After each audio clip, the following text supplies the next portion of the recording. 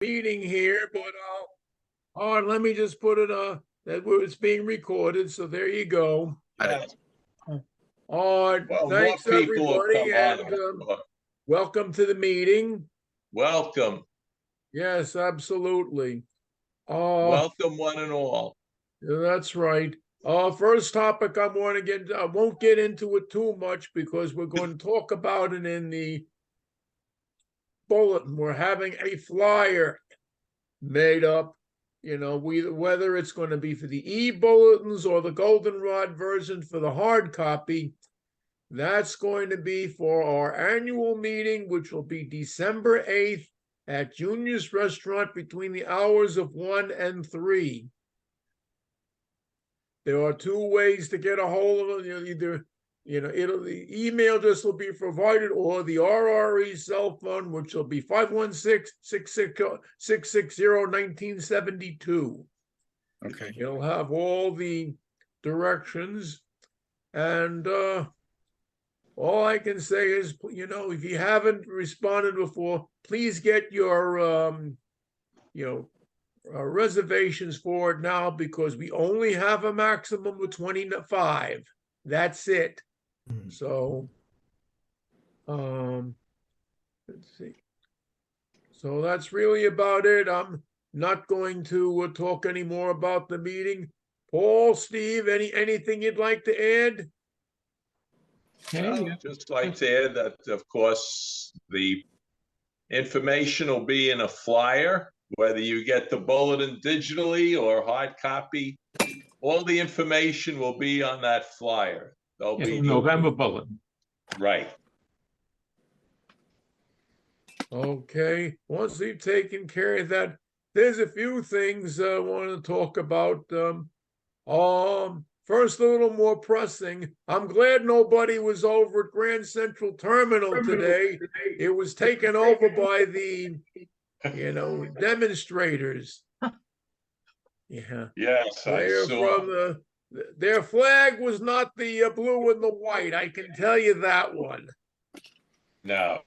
I don't want to get, this is not a place for politics, but once politics invades, rail stuff, then I have to make a brief mention of it. Yeah. What a shame. Hey, Cora. Hey, Cora. Hi, Cora. Yeah. Hi. Hi. Hi, everybody. Welcome. Yeah. Okay. Hi. Oh, hi. Yes. All right. Hello. A couple of other things. I tried the second elevator over at the Newdorf station, the northbound one, works perfectly fine. Another SIR note, you'll probably see me repeat it for the November bulletin. That particular one will have to do with the new cars that are coming to the SIR, the 211, the R211s that have arrived in Clifton shop. And after working out the bugs, they will be online about March. The R44s we now have are the oldest cars in the city. They're just in testing now? Yeah. I hope they'll be running soon. Yes, that's very true. Yes, they are. All right. I'm just going to make this stuff very brief. So, does any nobody else have anything? You're the program man, Paul. I'll turn it over to you. Thank you, General Foz. As I mentioned before, I want to welcome all of you to our October meeting. As you know, the Railroad Enthusiast presents the very best in rail fan entertainment year after year and month after month. And certainly this month will be no exception in the guise of Mr. Andrew Grahl, always one of the highlights of our program meeting year. Now, looking forward for the next 3 months, we have a great lineup for you, featuring none other than Peter Ehrlich next month on the Black Friday of the Thanksgiving Day weekend, which is always our tradition. Peter will have a real Sacco show and highlighting mass transit, features of various cities with new light rail systems. And he'll also feature selected steam excursion shots of recent years. And finally, for those of you who don't know, Peter's new abode is overlooking the White Plains Metro North station. So he'll have a bird's eye view of the Metro North action down below at White Plains. So we'll look forward to that next month on the 24th. And then going ahead to December, we'll have none other than our editor, Gigi Chason, who will be doing part 1 of the Gulf, Mobile, and Ohio Railroad. Part 1 will cover Chicago to Springfield, and then down the road, I would imagine in June of 24, we'll have part 2, which will be Springfield to St. Louis. And then looking ahead to our first program of the new year, that will be in the very good hands of Ms. Cora Soa, who is on with us tonight. And that will feature the highlights of the 2023 NRHS convention that was based out of the Reno, Northern Nevada area. It will also include shots taken from the Amtrak service through the Rockies. So we have the next 3 months will be very good follow-up to tonight's much anticipated program. And without further ado, let me yield the floor to none other than Mr. Andrew Grau. Okay, Andrew, okay, please just unmute yourself. I did. Can you hear me? Yes, you're coming in loud and clear. Okay, cool. Did you give me access to share? Yes, I did. Yes, you're a co-host and you have access cool. to share.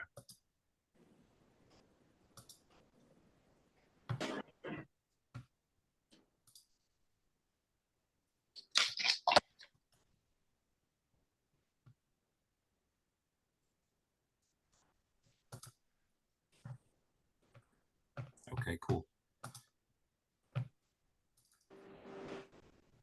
Okay, good. Can you see?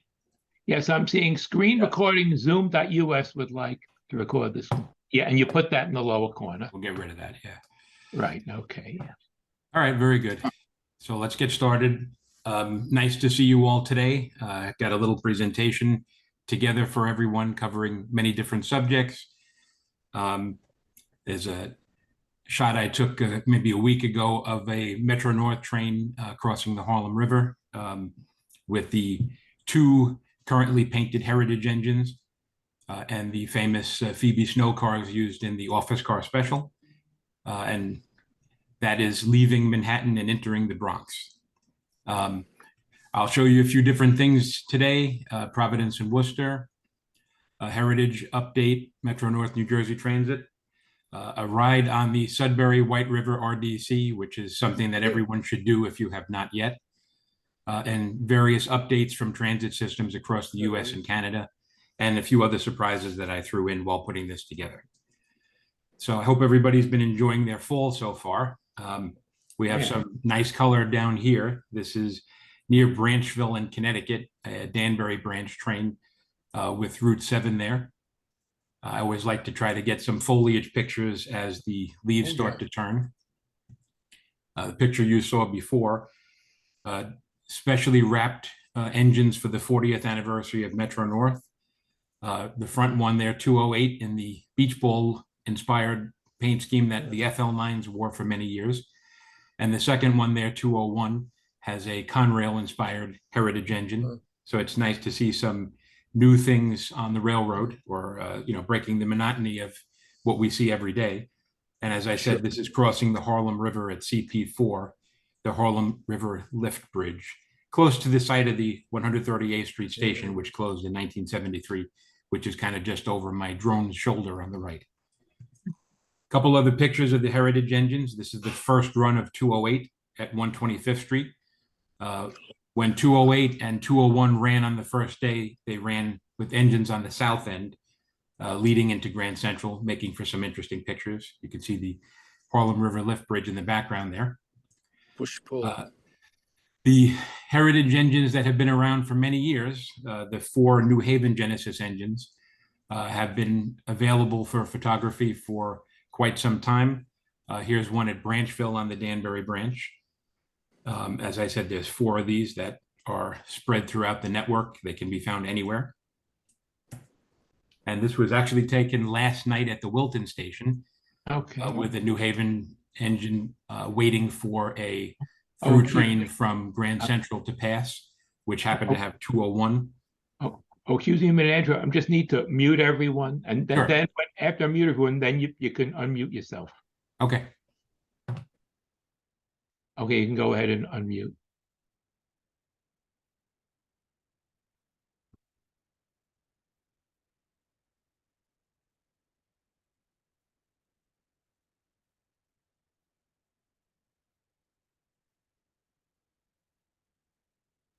You Okay. able to unmute? Can you hear me? Okay, good. Yeah, we can hear you.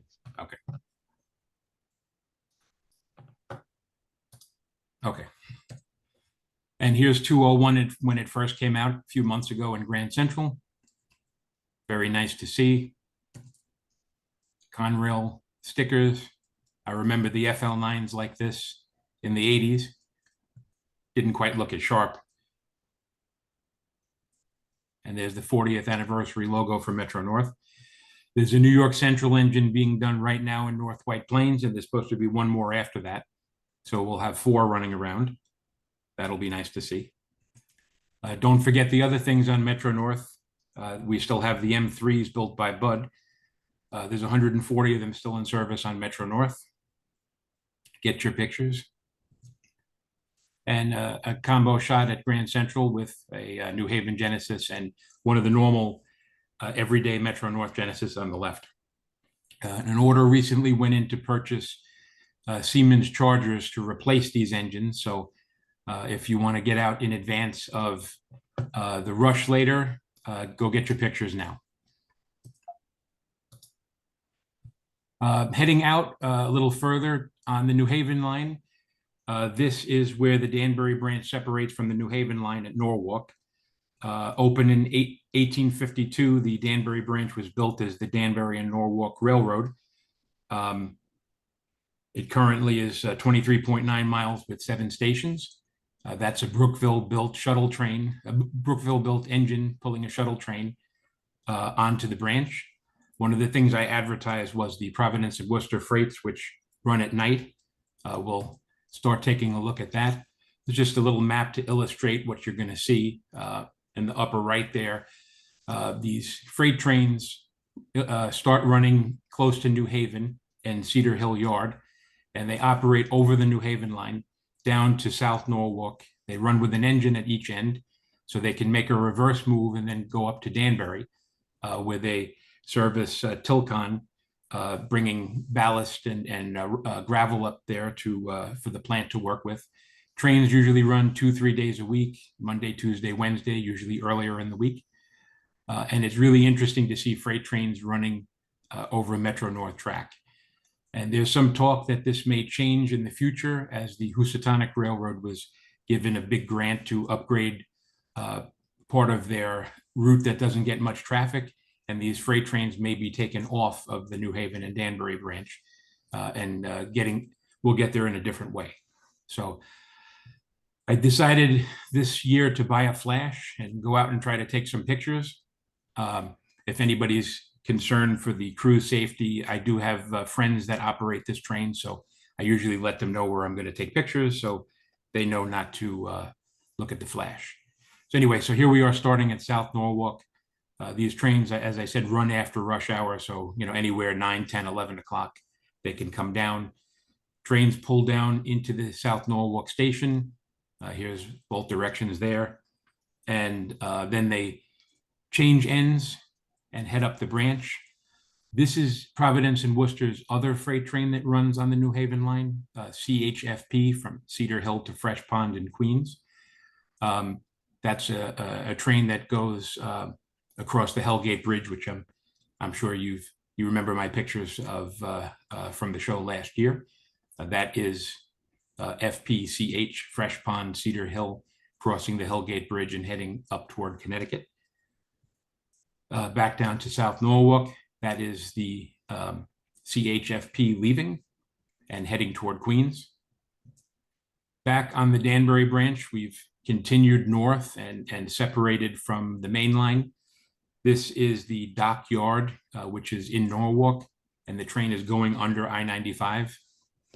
I was amazed what a little Canon flash can do mounted on the camera.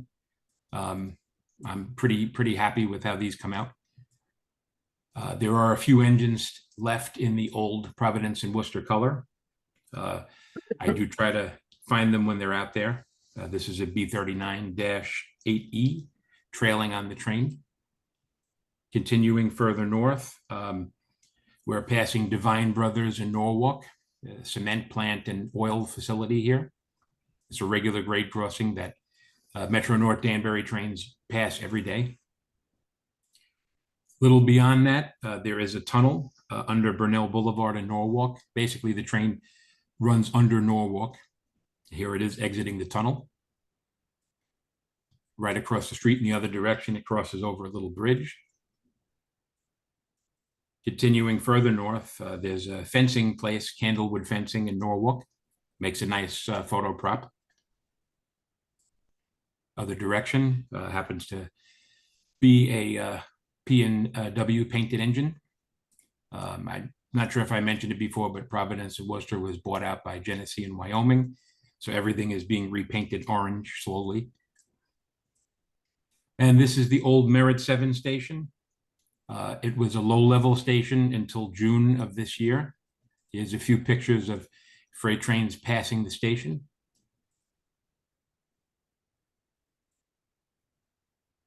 This is toward the end.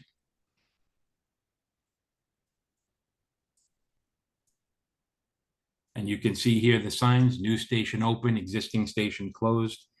This was June 7th, the first day of the new station, which is just over my left shoulder.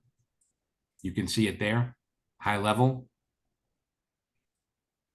Here, after the station was closed, they're ripping up the concrete. Essentially, this area is going to be a parking lot. And here we are passing the new station at Merit 7.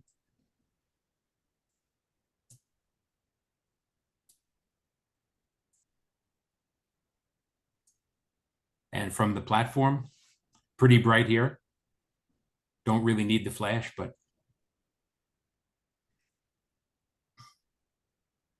continuing up the line, the current Wilton station. This is a passing siding.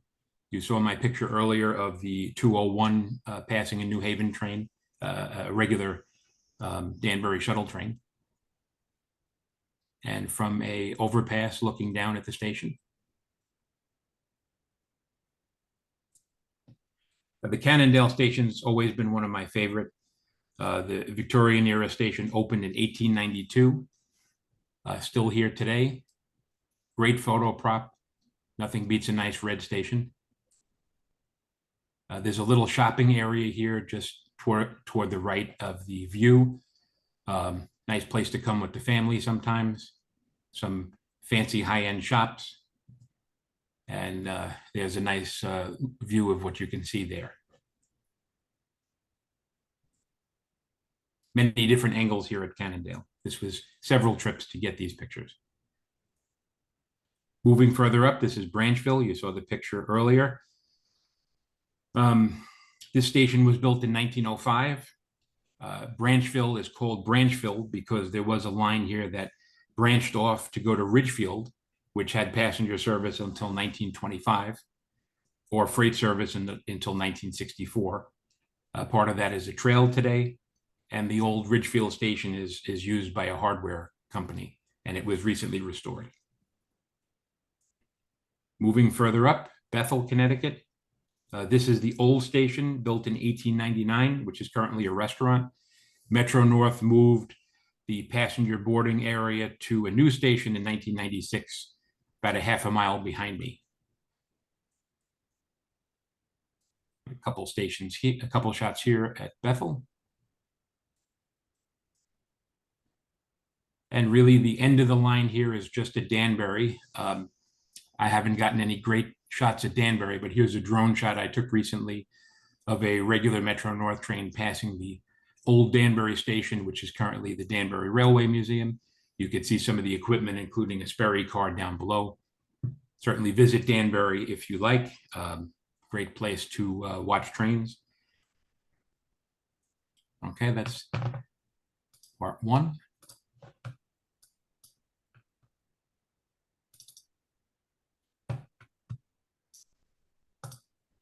Okay, I mentioned heritage engines. We'll take a look at some of New Jersey Transit's. Here's their Pride engine, an ALP 46 at Linden.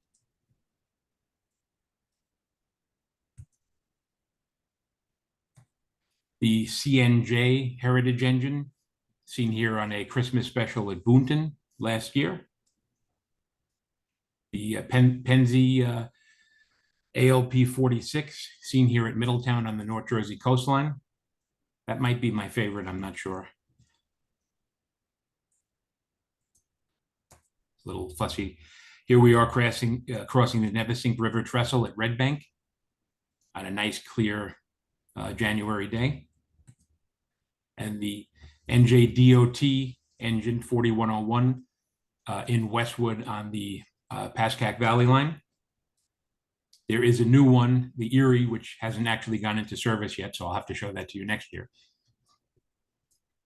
And another new one, 4640, an ALP 46 in a retro E60 type color. This just came out about a month ago. Now we'll head north of the border. This was a quick trip that I took with my good friend Ray Mercado. We had some faulty news that the RDC train running between Sudbury and White River was going to be replaced with conventional LRC equipment. And we decided to come up to ride this. I rode this maybe 25 years ago, and I wanted desperately to come back to see it one last time, as RDCs are some of my favorite pieces of equipment to ride. Since this was the end of March, the weather actually looked pretty good, but I ended up renting a pickup truck just in case, and I'm certainly glad I did. We got up the day before our scheduled trip, and we sort of fumbled around Sudbury a little bit, checking out some of the local sites. This is a CP SD60 switching Wonder Bread, not too far from downtown Sudbury. We knew the RDC train was coming back from White River, so we headed over to mile 87 on the Cartier sub near Azilda, and we got this nice ES44 AC in snow. And here's our RDC train coming into Sudbury. Again, this is Azilda, just outside of Sudbury. This was nice to see. And we chased it into downtown. Here we are basically entering downtown Sudbury. And here we are at the station. As you can see, there was a lot of snow from the prior days.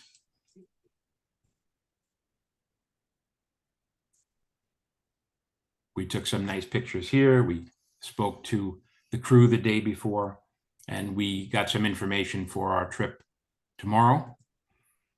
And we took some pictures around the building. You could see train 185 goes up from Sudbury to White River. 186, which you just saw the pictures of, comes down from White River. 3 days a week, leaves here at 9 a.m. Some nice pictures in the station. Very friendly lady inside was giving us information for our trip tomorrow. We just missed the service manager by a few minutes, but we spent all day with her the next day. Some nice artifacts in the station.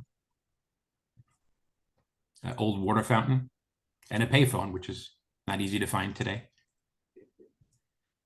And we took some pictures. That's our truck there. Note the snow, not too bad. Here's the train being put away in the yard. So we ventured around town, took a few pictures of the local bus system. They have a heritage wrapped bus. This is what the buses looked like in the 1970s. At the entrance to the yard, 6307 is an ex-Sue SD60. And the next morning, we went to the station for our 9 o'clock train. We walked out of the door of the hotel, and there's like 12 inches of snow on the ground. And my pickup truck was actually no match for the snow. We got stuck in a drift leaving the hotel and needed 2 people to help push and somebody to pull us out of the drift. Fortunately, we're always early, so we were able to make it downtown. But, you know, it's always an event. When we got to the station, you can see quite a bit of snow. It was still falling when we got here. That is actually a picture, if you look, of the train coming into the station. I wasn't going to put it in, but it kind of illustrates the conditions as we got there. As the train got closer, obviously it was easier to take pictures.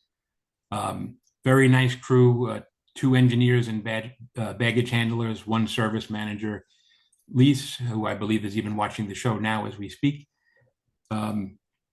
This is RDC 6105, which was built in 1957, ex-Canadian National 6105.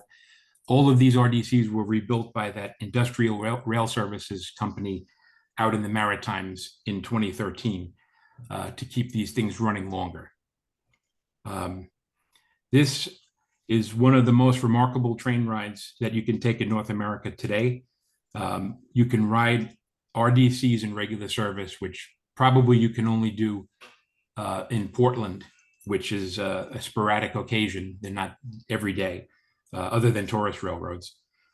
It runs over 3 subdivisions on the Canadian Pacific Main Line, spanning 300 miles. And it's scheduled for an 8 to 9 hour trip, depending on where you're going. Obviously, you stop for freight trains to pass and sidings and various other things, but it's a warm family type feel in the car where everybody pretty much talks to everybody else and everybody's friendly. And I couldn't be happier with the VIA employees who made the trip really fantastic for us rail fans. I had spoken to them a little ahead of time that I wanted to write an article about this. So we were able to stop in a few places to take pictures, which I will show you now as we head up the line. So again, this is in the morning, about ready to depart Sudbury. I'm ankle deep in snow. It's difficult walking to take the pictures. And I'm from the Bronx, so this is not the snow that I'm used to seeing. That's our service manager, Lise, who was fantastic on both directions of this trip, giving us information and helping us out with basically any request we had. I'm here. And she's on the call as she's on the meeting as we speak. I thought she'd like to see this. Thank you, Lise. Those days are coming very soon. I know. I'm surprised it's not snowing already. Not quite. So again, here's a few pictures before we leave. This is 6250, a rare RDC-4, which is only baggage, ex-Canadian National, also rebuilt in 2013 and built in 1955. So here's a Wikipedia view of the map showing how we go from Sudbury sort of northwest through Chapleau to White River. Again, about 300 miles, supposed to be around 8-9 hours, but it's really a pleasant ride. Everybody here should do it if you haven't done it already. So our first stop on the line was Cartier at mile 113 on the Cartier sub. This was sort of incredible. You know, we pulled over. If you guys want to get out and take pictures, we jumped out and took this picture, and this was really up to our knees in snow. But looking back on this, it was a fantastic experience. Train did very well with time considering the weather. Not too many people aboard at this time. I know their peak seasons are certainly in the summer and when people can sort of get out and visit the remote locations here that they're supposed to see. You know, we stopped at a few places to see scenery. It's very impressive, very impressive. Like I said, this is a remote line. The flag stop service, you can kind of get off wherever you want when you make arrangements with the train. So here's another stop that we made. This is Missinaba, White River sub, mile 58. Oh, I'm sorry, I lost my train of thought here.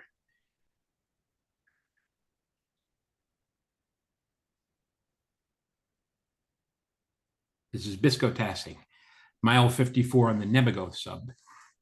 We got out here for pictures. Some of the other people on the train actually got out for pictures too. So we were starting a railfan trend. Continuing further up, there's sort of a smoke break stop here at Chapleau. The train stops for, 5-10 minutes. You can get off. When I rode this 20 years ago, there was some sort of a supermarket that you could run in and get snacks, which doesn't exist anymore. But this was a nice stop. The sun came out for the rest of the trip. You can see all of the snow in the area. A nice little town. You could see the ice.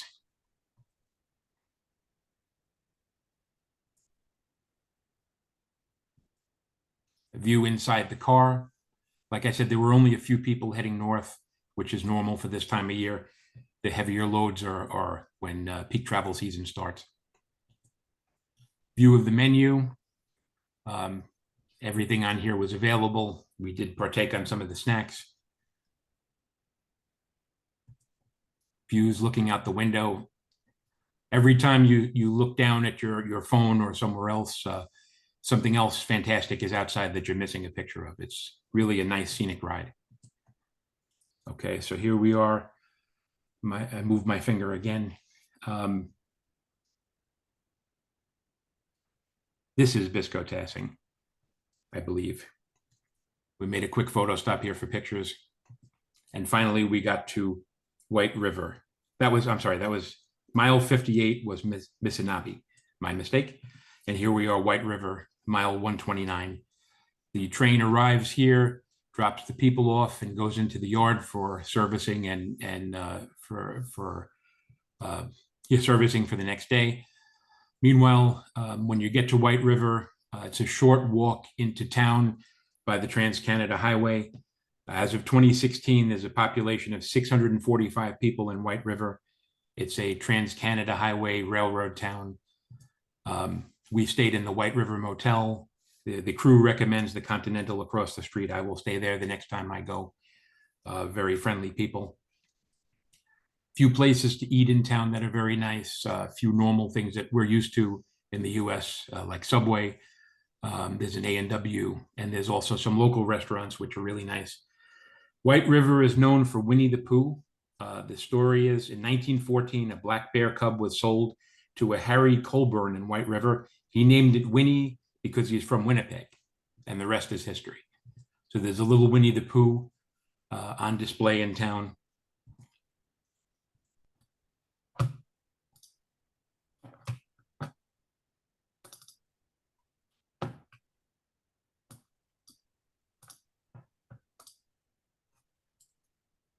And we almost killed ourselves on the ice to get there, but we did get the picture.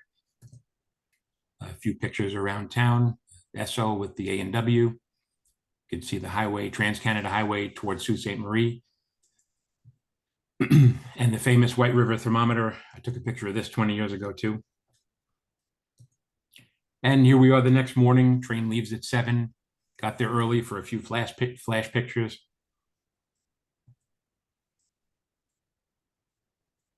Here's the crew that day.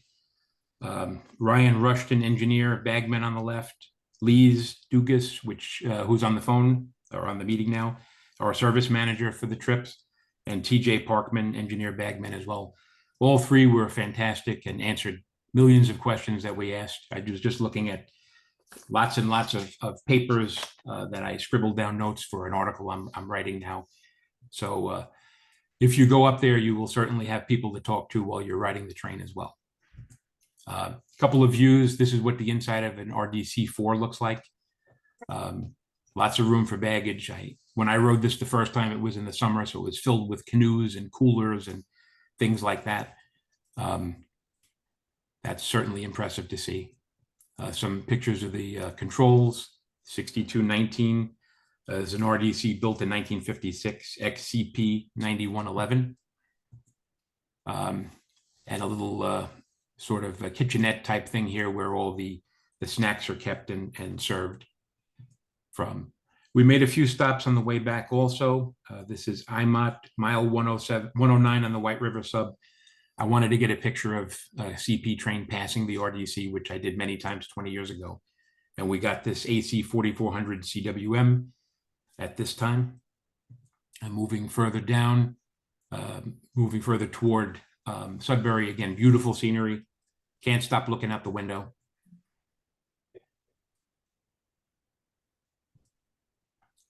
Back into Chapleau. Again, this is Localsh. Back into Chapleau. This is a local rail fan named Carlo who greets the train as often as possible, nearly every time. Nice guy to talk to if you have the 5 or 10 minute smoke break outside. And photos with the station building there, Chapleau. There's a steam engine here on display, 5333, a 282 in Centennial Park across the street. It weighs 275 tons, 95 feet long, and it is there for you to take pictures of. We made use of those 5 to 10 minutes. Here's TJ leading 6250 south from Chapleau. He had to actually speak to VIA to get permission for me to come in the cab to take the picture. Safety first, for sure. And here's a stop at Nemegos, mile 121. We waited here for some issue to be cleared up down the road, but we were able to at least get out and take some nice pictures. And the crew said they have one last photo stop for us, which certainly was the best. Poga Massing, mile 20. A nice rock cut shot, and that's a cliff off to the left. So we were really happy to get out here and take a few pictures. So here we are back, arriving in Sudbury after a nice trip. This direction, we were an hour or so late for some CP issues, but that's totally fine considering what a wonderful ride it is. And here's a few pictures of the train shuffling around to get in the yard. And there was some CP engines from a local moving around as well. A couple of nice combo shots. Note the snow brooms on the front of the engine.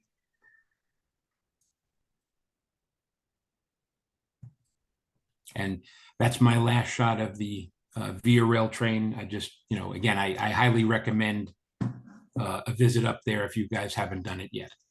I'm in the process of working on a Rail Pace article, which will have a lot more pictures and a lot more detail, but definitely get up there and ride if you can.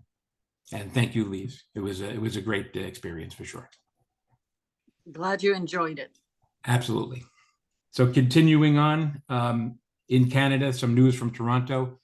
Line 3, the Scarborough RT closed July 24th, 2023, following an accident. It was scheduled to close next month in November for a temporary substitution before eventually a subway extension would replace this area. But because of the accident, it was closed earlier. So here's a couple of pictures of these UTDC cars, which are unique, running in the borough or the district of Scarborough for 6 stations and 4 miles of mostly elevated track. This is the Lawrence East station. I'm standing on Lawrence East looking down at the train with the Scarborough skyline in the background. So this is unfortunately gone and unavailable for pictures now or riding. Bus shuttle now until the subway is completed and construction just started. The Eglinton LRT is a 25 station line supposed to open in early 2024. This is the Golden Mile station. It will be TTC Line 5 when it opens using Flexity Freedom cars. And I'm looking forward to that. In Montreal, the REM Part 1 opened July 31st, 2023. It's a short segment from Brossard on the South Shore to Montreal. It's 5 stations with 21 under construction. This is the Peel Basin. You can see the railroad bridge below is served with VIA, EXO commuter trains, Amtrak, and is a famous place for rail fans to take pictures. So now there's another reason to come here for those.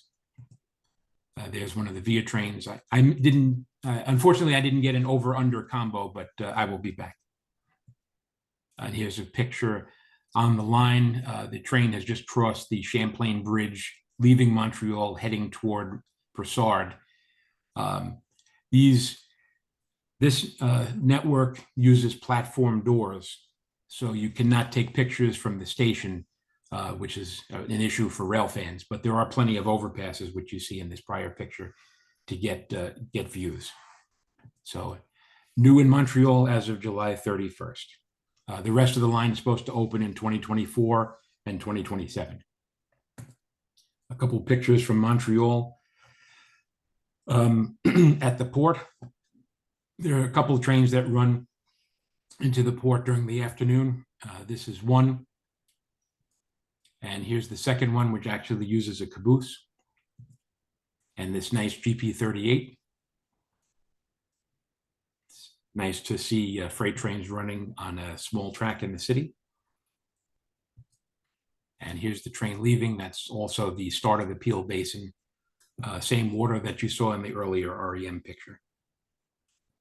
Now, geographically heading back toward New York, here we are in Conway, New Hampshire. This was a trip by the Mass Bay Railroad enthusiasts in January last year, using using the 470 Railroad Club's two F7 units that were restored. F units look great in any weather, but certainly with snow, you can't go wrong. And here we are in Conway in the morning. The trip went up basically to Notchland, which we see here, and then came back south for photographs. If the sun were out, it would be perfect, but this has a nice winterish look. And these are a few pictures on the way south. Hart's location, which is actually something that came up on Google, Hart's location, New Hampshire. There's the people from the trip. Here we are passing the old station in Bartlett and crossing the east branch of the Saco River in Intervale, New Hampshire. And back at the famous Conway station.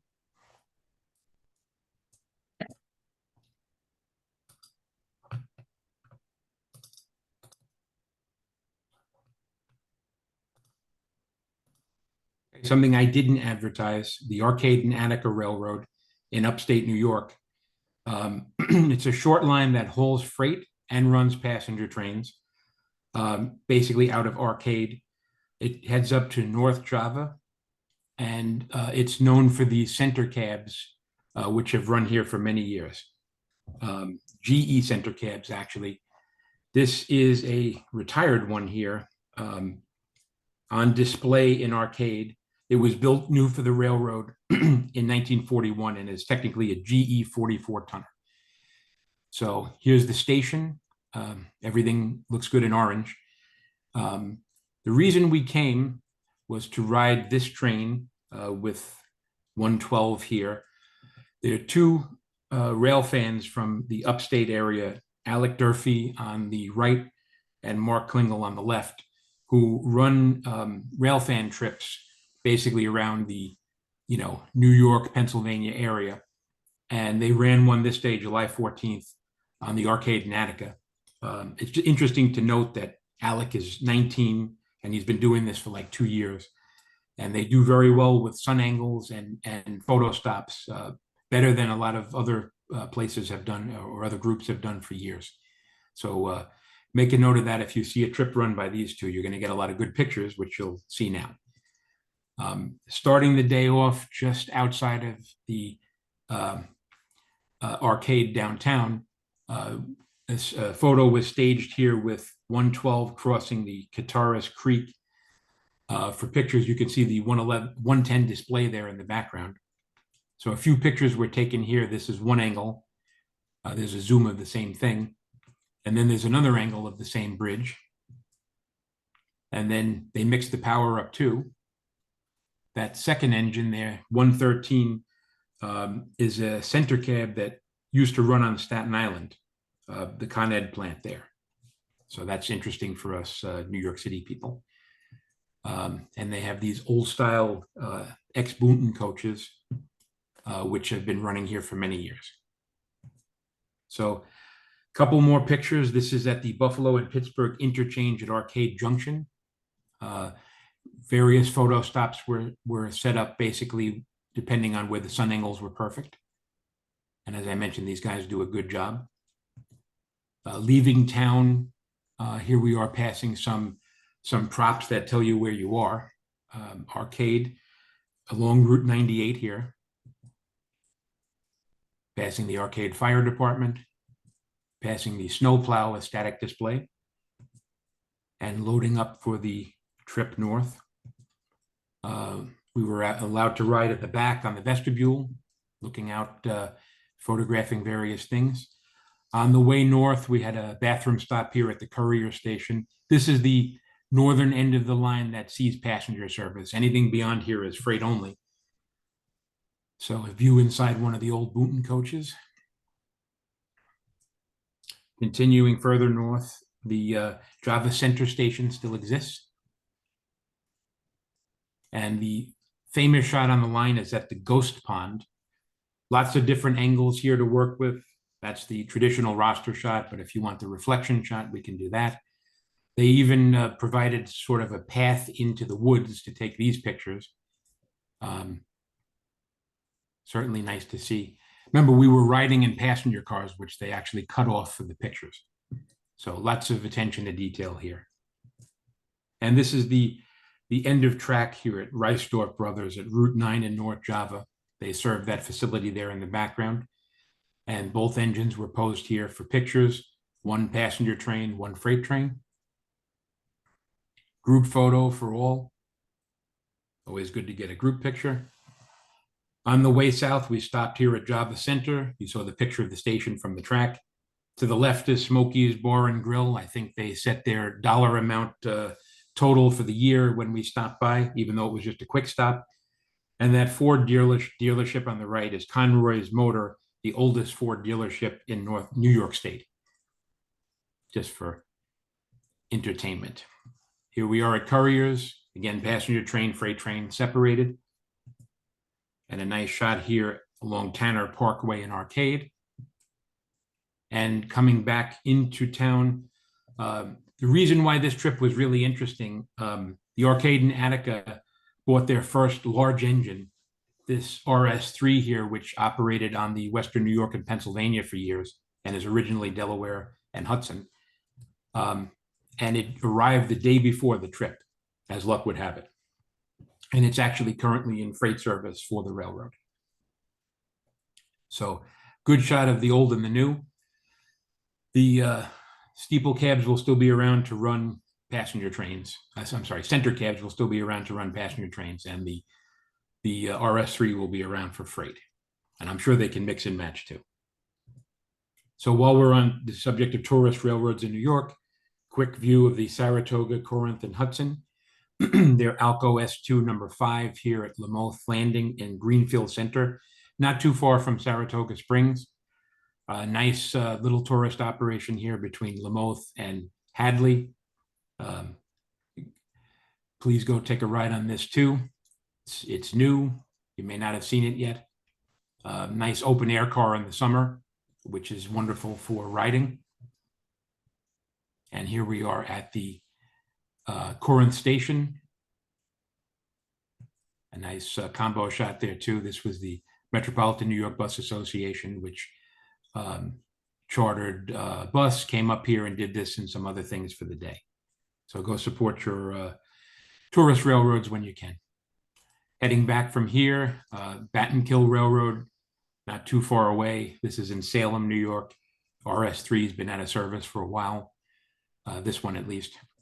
And the RS 365025 was sort of restored last year and repainted into this Battenkill D&H inspired livery. This sees operation on the line. This was a day that they weren't running, but we did get a few pictures. Now we'll head out west for a few shots. I did mention some newsworthy topics. When you go to California, doesn't everybody go to Hollywood first? If we're talking about news, this is the Arrow.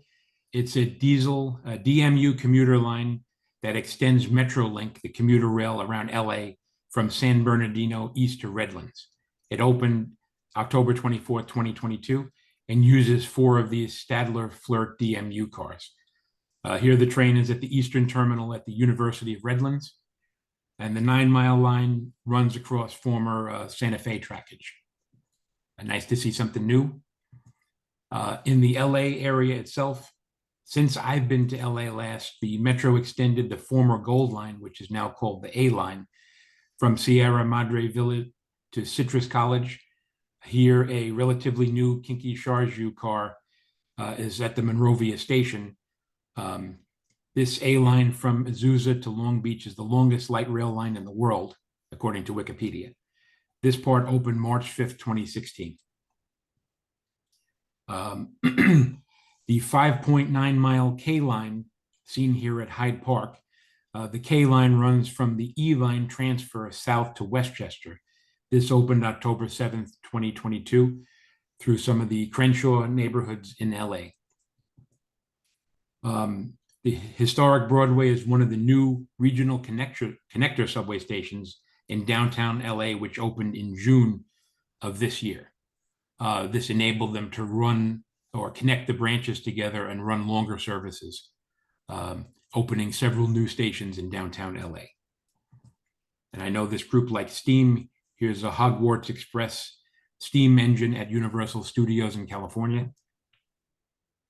And since we're on the theme park theme, here's the Disney California Adventure theme park, and 2 red cars that are replicas of Pacific Electric in years past, built by Brookville in Pennsylvania, which operate every day. Metrolink with their MP36 PH-3C along I-10 and the El Monte Busway in San Gabriel, California. I always wanted to get this picture. I've always seen pictures of this totally gridlocked. Of course, the day that I'm here, it's moving pretty well for LA.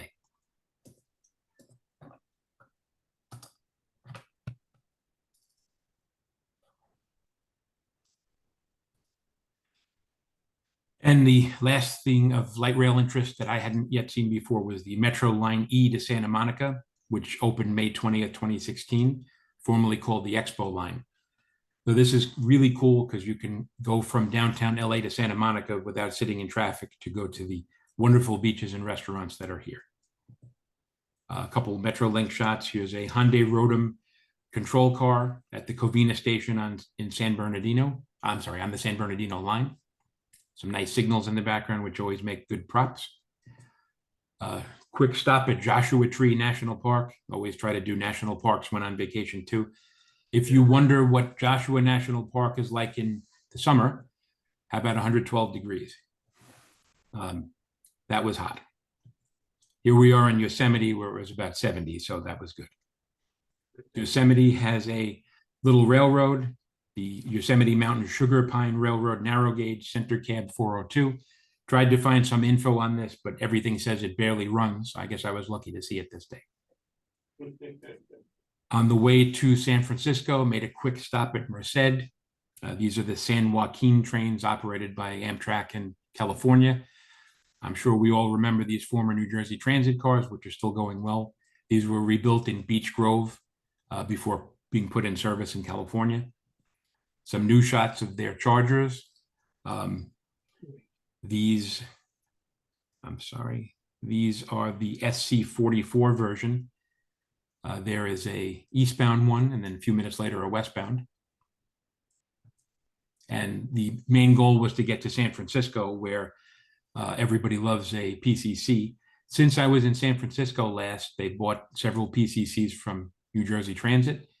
This is one restored to Birmingham colors at the end of Fisherman's Wharf, only a block away from the hotel I was in.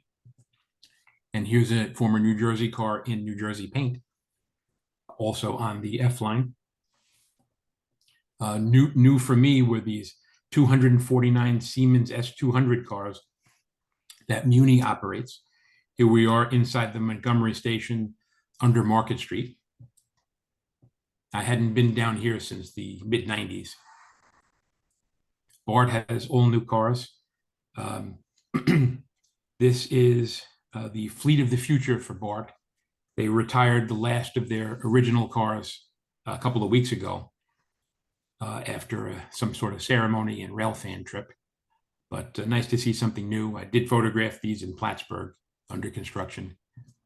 Also new out there is the diesel light rail for SMART, the San Rafael Sonoma Marin Area Rail Transit.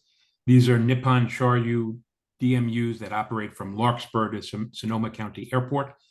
Basically, this is just across the Golden Gate Bridge from San Francisco. And a nice thing to see. And get your Caltrain pictures. What we've seen here for years and years, diesel trains operating down to San Jose.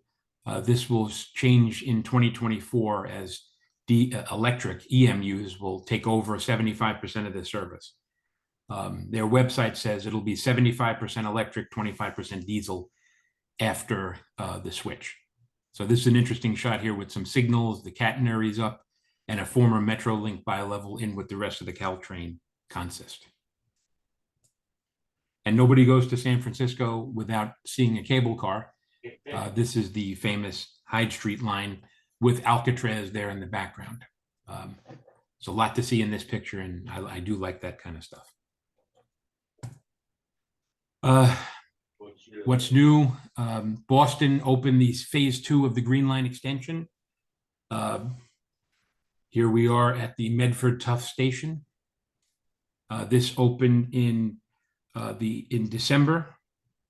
This was December 12th, 2022. Lots of people came up for the opening, some snow on the ground. This is the Ball Square station with the Breda Type 8. I just read something that this was out of service now as some track work is being done. It's amazing how we can open something and have to fix it a few months later. But it is there and it's good to see.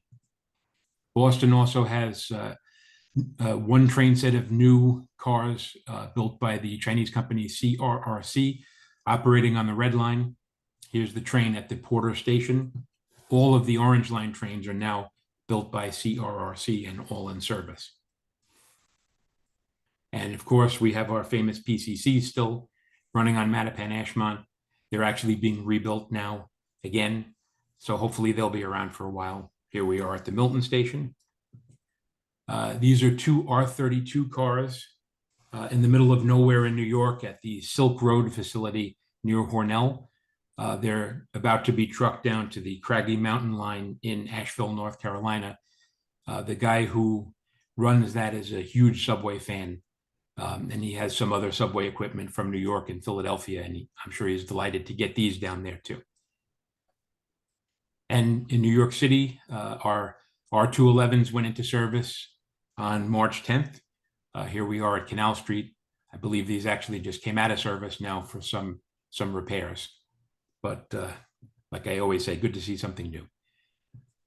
So I want to thank these people here for their help throughout the year in my photo journeys.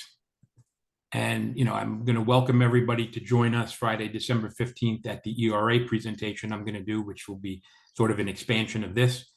If you just go to www.erausa.org, you can find the link to go to the meeting. I will show several other topics which I'm working on, but here's just a few recent pictures that will probably be part of that. The walk bridge replacement in Norwalk, that's an Acela crossing there. This is a massive, expensive and time-consuming project to fix an ancient bridge that has to go. Staten Island will take a look at the R46 cars on their last legs as the 211s are starting to go there. And we'll take a quick look at the Brightline system in Florida. This is the Orlando station, which opened this month, maybe late September, but within a month it opened. So we'll see some of that. And Miami with all of their new equipment and interesting things to see. So thank you all. I hope everybody enjoyed. Thank you, Ed. Thank you. Very good That show. was excellent. Yeah, beautiful pictures. Yes, Thank you. World class. definitely. Thank you. Always a highlight of our rail fan entertainment here. We try. Right. Some of those pictures were just insane. The snow pictures. Thank you, Eric. Yes. I'm not sure I would have went if I knew it was going to be that much snow. Well, I'm Yeah. glad you went. Yeah, me too. Me too. Definitely. Excellent show with excellent photos. Boy, what good view angles you had. Thank you. Appreciate it. Welcome. Like the night shots too, Yes. Oh, yes. Those came out very. particularly the ones in Connecticut. Thank you. Can I ask a question about New York area? Sure. I understand that the Park Avenue viaduct is being rebuilt to some extent. To what extent will it be rebuilt? I'm sorry. Can you ask that again? It's 130 years old, the Park Avenue viaduct, Metro North. Yes. What is the extent of the rebuilding that I read about? I really would have to research that to be able to answer it. Maybe, Mike, do you know anything about that? Being a Metro North guy, I know you're retired, but and Mike, you're muted.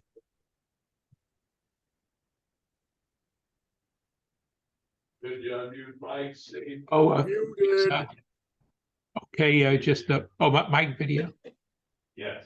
Okay. Park Avenue. Okay, Mike. Mike. V, please. Okay, unmute. am I on? Okay.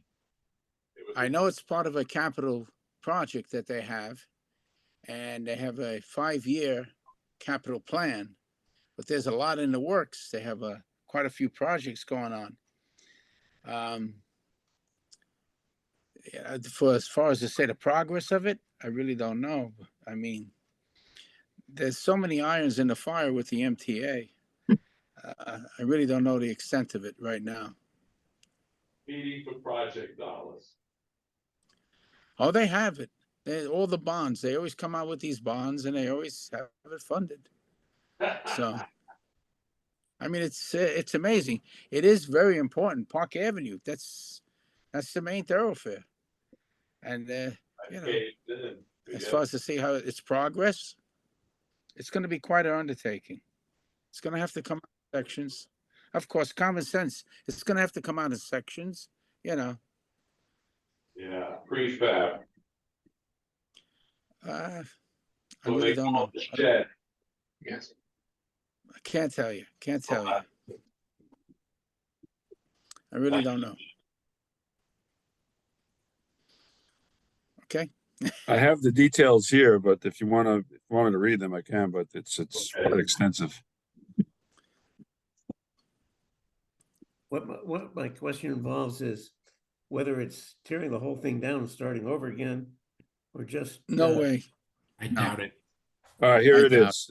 You want me to read it? It's phase 1. Work will include replacing existing structures, tracks, power, communications, and single system from East 115th Street to East 123rd Street. Phase 1 construction will continue through 2026. Work is currently underway for substructure construction, focusing on the viaducts, foundations, and columns. Want me to keep going? yes. It's up to you, okay? The project seeks to minimize impacts on the surrounding community by strategically phasing work. Let me see if there is improved lighting, increased pedestrian safety under the viaducts. Trying to see.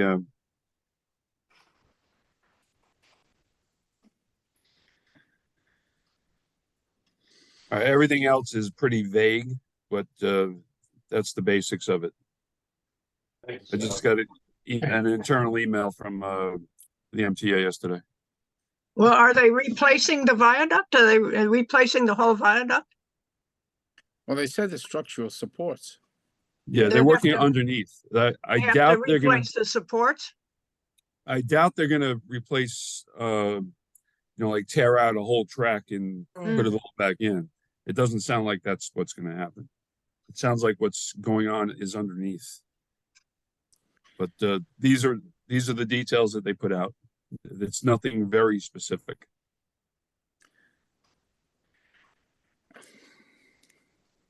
Thanks for the update. It'll take I can tell you one thing, it's gonna take a long time. Oh, yeah. It'll take a long Be the time. 20-year capital project.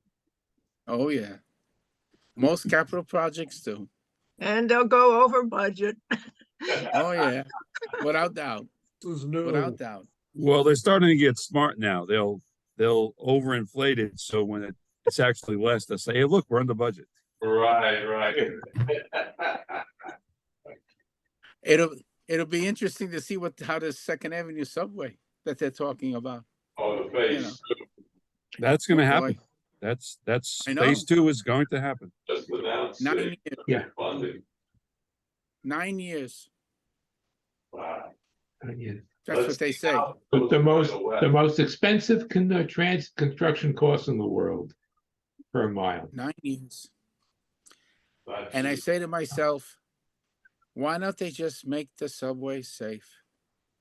Why keep expanding? Make safe what you got. I agree. I don't know. Make safe what you got. People will take it. You'll get more money. Good God. Oh, well. Well, Anyway, nice to have everyone to the program. Yes. Very nice. Presentation. Thank you. By all. Yes. Gary, Yeah, that was great. Bye. yes, Have a I'm happy sorry. Halloween. yes. Glad everybody liked it. Enjoy your weekend, everyone. Take care, everyone. Yes. Take Have a good care. weekend. Thanks, Have a Andrew. good Bye-bye. weekend. Have a good Thank you, weekend. guys. Thank you. Thank you. That was Thank you. nice. Thank you. Bye. Thank you.